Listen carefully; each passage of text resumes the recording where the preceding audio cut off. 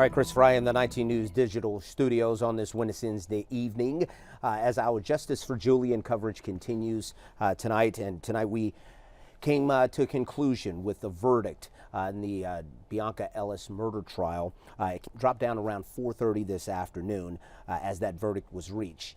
Let's give a recap on how we got here, how we got to this trial overall. It was in June of 2024. Julian Wood and his mother, as we pull up a little video here, Julian Wood and his mother Margot were walking out of the Giant Eagle to put their groceries in the car when Bionca Ellis came up from behind with a knife.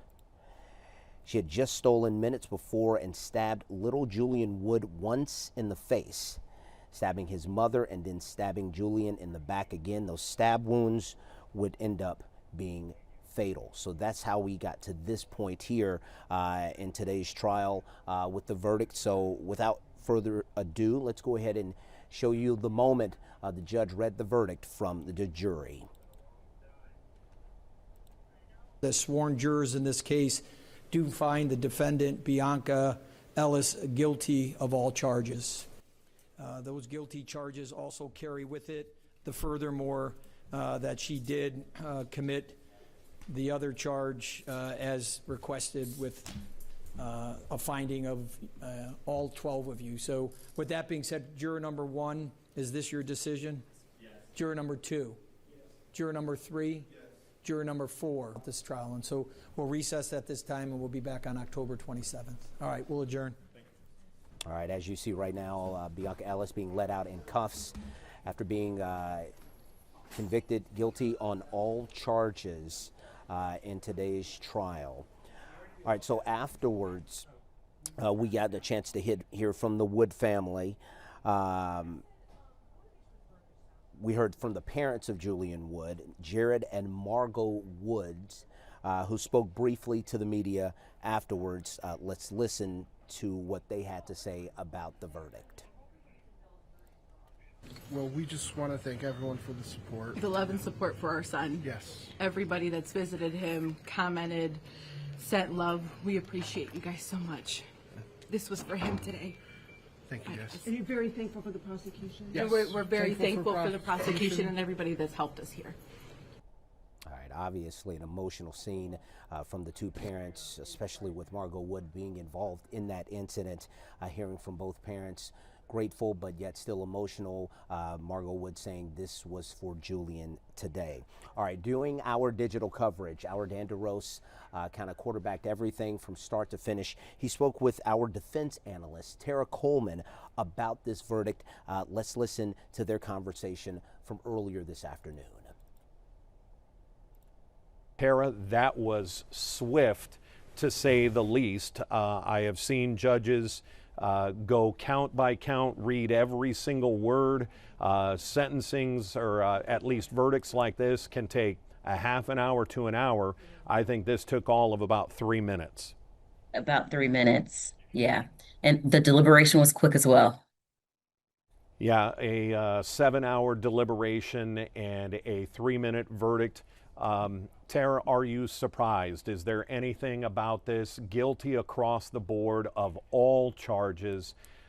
Didn't even have to go through that maybe she was guilty of this type of murder, but not this, and maybe not guilty of trying to kill Margot Wood. This is a pretty clear message from the jury. They didn't buy the insanity defense, and guilty top to bottom. It is a very clear message. And that is what I was looking out for, would have been discrepancies in any of the charges, especially whether they would go with the lesser included or the more significant charges. And seeing as guilty across the board, I think you're exactly right. It was just unanimous. They did not think that she had the inability to know right from wrong when she did this. Right, and we obviously don't know the discussion inside that jury room, but the fact that it only took 7 hours, the fact that it was guilty across the board, there may not have had to have been too much of a debate among jurors about her mental capacity at the time. Yes, and I will say 7 hours, in my mind, I think is adequate enough time to debate that core issue of the insanity that they needed to debate. And once that, if that was a home run for them, like we said prior, everything else kind of falls in order. But I will say this is enough time for them, in my mind, to have thought this through it, and they did their job. Tara, I'm going to give you the final word here as we conclude our coverage of Justice for Julian. What do you walk away with? All around, I walk away with just sadness. But I do appreciate, getting this look and giving the public this look into our justice system. And I think particularly in this case, the intricacies of the not guilty by reason of insanity, I think that was good for the public to understand how that can play out. And guilty on all counts. I'm not surprised by that. And I would say we probably, justice to the extent it can be served, was served today. And I think there is a whole mental health component that we can all relate to. We all have family members, friends who struggle, but as the prosecutor said, people who deal with mental illness aren't out there killing people. She said that in closing arguments. Tara Coleman, our defense analyst, we certainly appreciate the time and your contributions to our coverage. Yet again, you have been a professional and a beacon of knowledge throughout this entire process. Thank you yet again.